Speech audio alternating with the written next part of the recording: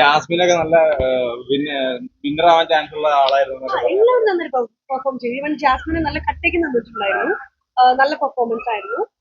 ജിൻഡോ ചേട്ടന് ഫസ്റ്റ് കിട്ടി. ഓഡിയൻസിന്റെ തീരുമാനമാണ് ആർക്ക് ഫസ്റ്റ് കൊടുക്കണം എന്നുള്ളത്. അപ്പം വോട്ട് കൂടുതൽ ജിൻഡോ ചേട്ടനായിരുന്നു. ജിൻഡോ ഫസ്റ്റ് കിട്ടി, നന്നായിട്ട് പെർഫോം ചെയ്തു. അതിന് ബീറ്റ് ചെയ്തിട്ടാവാം.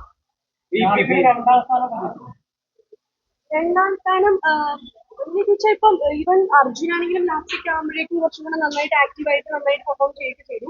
മേ ബി ജാസ്മിന് സെക്കൻഡ് പ്രൈസ് കൊടുക്കായിരുന്നു. ജാസ്മിൻ നന്നായിട്ട് പെർഫോം ചെയ്തിട്ടുണ്ടായിരുന്നു. ജിൻഡോയുടെ ഒരു PR വർക്ക് ആയിട്ടുള്ള ഒരു വിന്നിംഗ് ഒന്നും എനിക്കറിയില്ല. കാരണം ഞാൻ ബിഗ് ബോസിൽ പോയത് ഒരു PR വർക്കിലും അല്ല. എനിക്ക് ഒരു PR വർക്ക് ഉണ്ടായിരുന്നില്ല. എന്റെ ഫോണിൽ എന്റെ പാരന്റ്സിനെ ഏൽപ്പിച്ചിട്ടാണ് ഞാൻ ബിഗ് ബോസിൽ പോയത്. അതുകൊണ്ട് എനിക്കറിയില്ല അതിനോട്. ജാസ്മിൻ ഒരുപാട് സൈബർ അറ്റാക്ക് ഒക്കെ നേരിട്ട് ബിഗ് ബോസ് ആയിരുന്നല്ലോ. അപ്പൊ അത്തരത്തിലുള്ള ഒരു കാര്യങ്ങളോട് ഒബ്വിയസ്ലി ബിഗ് ബോസിൽ പോയ ആർക്കാണ് സൈബർ അറ്റാക്ക് കിട്ടാതിട്ടുള്ളത്? ഓൾമോസ്റ്റ് എല്ലാവർക്കും വണ്ടി പറഞ്ഞിട്ട് പോയത്. ഓക്കെ, സൈബർ അറ്റാക്ക് ഒരുവിധം എല്ലാവർക്കും കിട്ടുന്നുണ്ട്.